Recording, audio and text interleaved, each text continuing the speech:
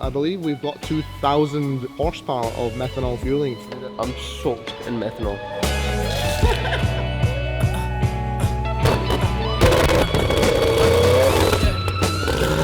I ran out of tears when I was 18, so nobody need me but the mainstream. If you ain't my nigga, then your girl single to me. I don't give a damn if a nigga said you knew me. We're running the torque bite controller on my car to see how much one pump could do on straight methanol. So on straight methanol we can do around 1100 wheel approximately on a single pump, which is still pretty good. Obviously we run twin pumps. On twin pumps we're expecting around 1800 wheel with the torque bite controllers on them. Grew up with no father, so nobody ever son me. My flow too sick, Kevin Costner couldn't touch me.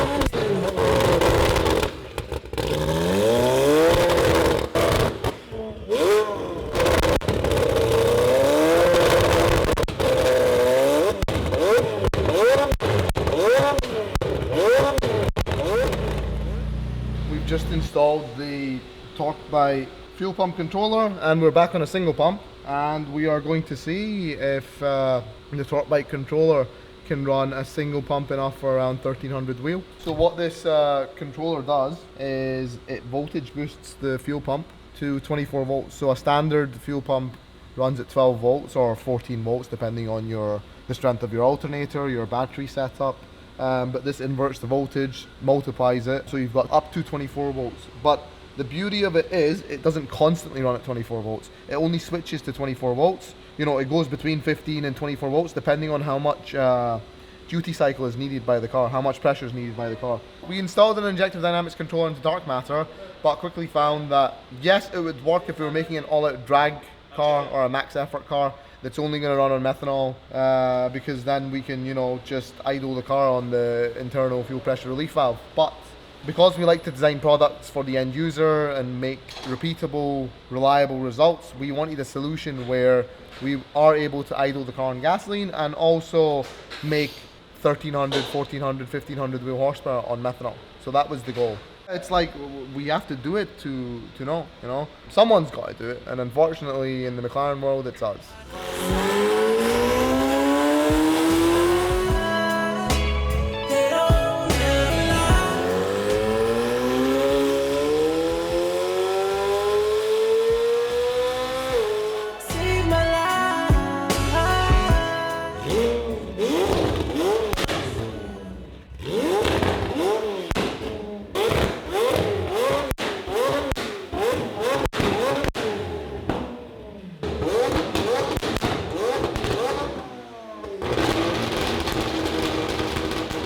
Lamborghini Aventador. So this is one of our McLaren clients. He is sending the car to Italy. We're going to install a nice CarPlay module for him. It is getting on its Emirates flight in 2 days.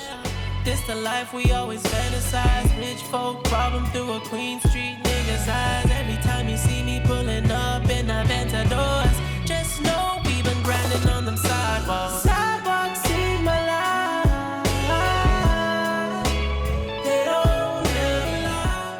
We've had this 570S roll into the shop for general inspection. It's new to the owner. I believe he's only driven it like for 2 or 3 days. Unfortunately, he sent it somewhere else to be inspected, a place that wasn't a McLaren specialist. The thing with these cars is you really need a specialist to look after them or to look at them, you know, because there's so many things on a McLaren that are just specific to McLaren. It's not like any other brand, like, you know, Lamborghini. If you can work on a Volkswagen, you can work on a Lamborghini. If you can work on a Volkswagen, you can work on a Porsche. Same with Ferrari. You can work on a Fiat or an Alfa Romeo, you can work on a Ferrari. But to know how to work on a McLaren, you need to know how to work on a McLaren. We pulled the diagnostic report on MDS. We're now going to give it a visual inspection as well, see what's up with it, see what it needs to be 100%. And get to work on the repairs. I come from murder, one grunt, late night melee. Say, we hung our summer sprung mattress with baby. Say, tripping off that game, my name strike with payday. They've told the poor owner that he needs new cylinder heads, but what he actually needs is new cam covers. Over time, obviously this is a higher mileage car, so over time the seals on the cam covers get a bit weak. So they let oil into the spark plug tubes, and when they do that, if it pulls up with enough oil, the engine starts misfiring. So he was getting some misfires, took it in somewhere. He diagnosed it, changed the spark plug, told him he needs new cylinder heads, which he doesn't need. He needs new cam covers. Yeah, but on the test drive, honestly, it was sweet, you know. Obviously because they've already replaced plugs and they replaced one coil. They've addressed the misfire issue, but they advised them that it could come back because the cylinder heads need replaced, but the cylinder heads don't need replaced. So good news for the client. Yeah, I think more or less mechanically it's good. It's like the be all and end all, you know? Yeah. Like it's like there's nothing better than that. The V10's running 60 psi of boost at 2,500 wheel. I can't turn the knock sensors off because it might not. But like if we go 100%, I can switch the knock sensors off and I can remove the intercoolers if I want to. That's how good it is. So if the car's heat soaked completely to the strip and you hypothetically you done a run, it wouldn't be an issue because it doesn't knock. But I made 1,100 wheel at 1.9 bar of boost last night. He heavy ripped it. I'm soaked in methanol. We're testing our new methanol pump. On Kamal, shall we? No. I really want to turn it on. It's like a fire hose. Just connect it directly to the engine. But yeah, this is really powerful. That is actually like a gas station now. Yeah, that is sick. Look, come. Look. When I push this button, so now we can control the gates finally. It should have been working from the start, but there were some logistical issues were stopping us from getting that in place. But the Dino cell is also working now.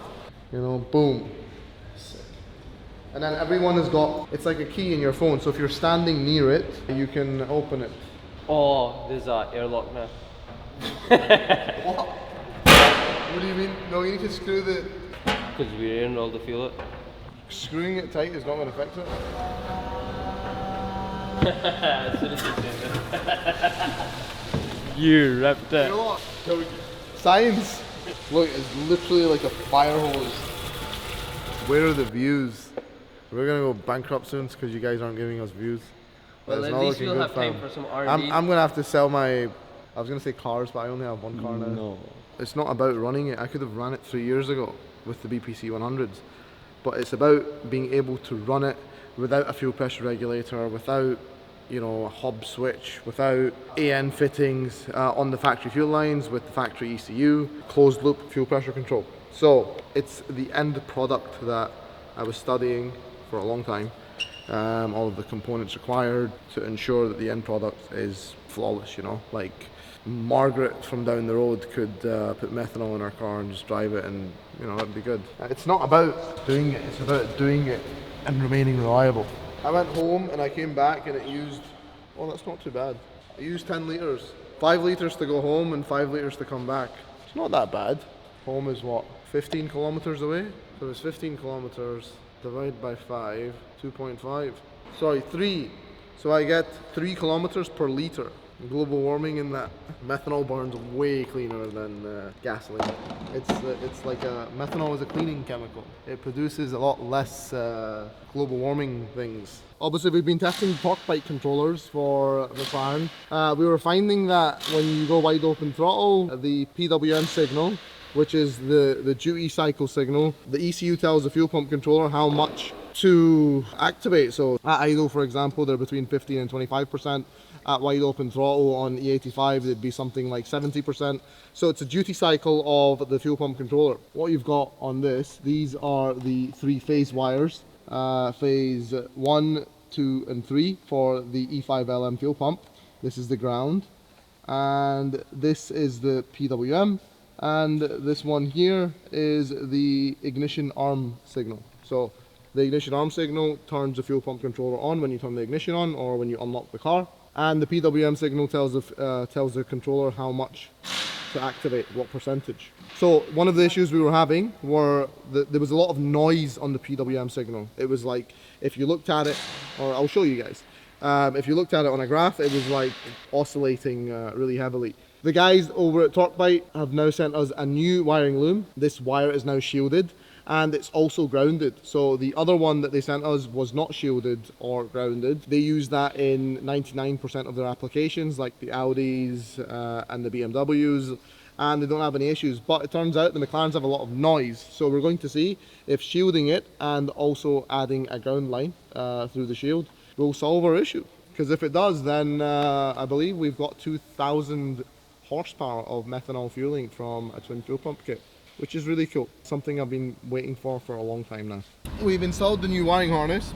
This is the TorqueBite fuel pump configuration screen. This is where you set the profiles up. So this is not something, you know, an end user would ever see. This is something that we use to set up the fuel pump controller, as obviously we're setting up the fuel pump controller calibration profile on it. So it shows you the input duty. So that's the duty coming from the engine control unit to the fuel pump controller. And the output duty is, you can adjust this. So output duty is what the controller is telling the pump to do. Right, so what we're looking for now is, this is, it's the data log of the PWM in, PWM out, the input duty, input voltage, engine RPM and throttle aren't really connected, but the output voltage as well. So what we were going to do now is we're going to start the engine and see if there's any noise. Previously what we were seeing was a lot of oscillations in the PWM duty.